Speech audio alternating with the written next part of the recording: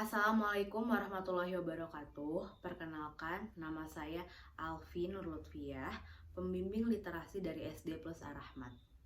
Pada kesempatan kali ini, saya akan memaparkan hasil review saya menggunakan metode AIH. Berikut hasil review saya. Kami menggunakan metode AIH, yaitu alasan, isi, dan hikmah. Sebelum saya mendiskusikan lebih lanjut mengenai hasil review saya akan menjelaskan terlebih dahulu mengenai identitas dari buku yang sudah saya review kali ini. Buku yang sudah saya review dan sudah saya baca ini adalah berjudul I Want to Die But I Want to Eat Tteokbokki. Buku ini merupakan buku hasil terjemahan dari bahasa aslinya, itu bahasa Korea, ditulis oleh Baek Si-hee.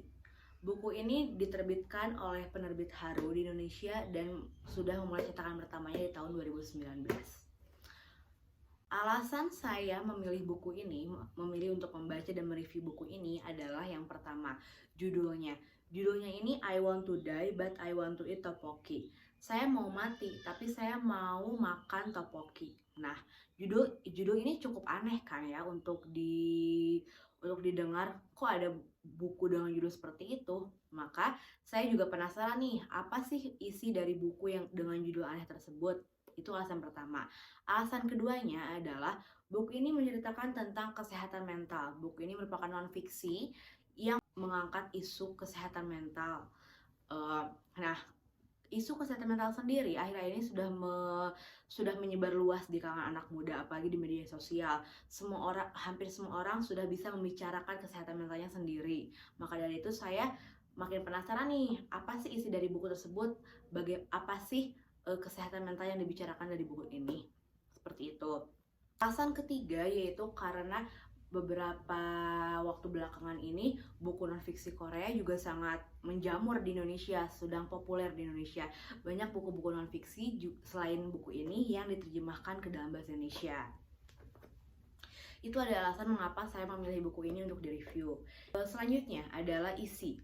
Buku ini bercerita tentang pengalaman penulisnya, yaitu Baek Si-hee, yang mengalami fenomena distimia. Distimia sendiri merupakan gejala panjang atau gejala jangka panjang dari depresi, memiliki gejala yang lebih besar dan juga dalam rentang waktu yang lebih lama. Jadi seperti kelanjutan dari situasi depresi.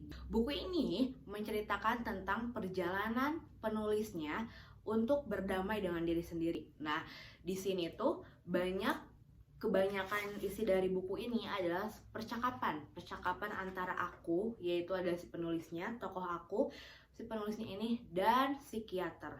Jadi di buku dia merangkum nih semua percakapannya dengan psikiater tentang kesehatan mentalnya ke dalam sebuah buku. Jadi dari buku ini kita tidak hanya mendapatkan satu perspektif, namun juga dua perspektif. Yang pertama dari si penulis, itu sebagai orang yang sedang sakitnya.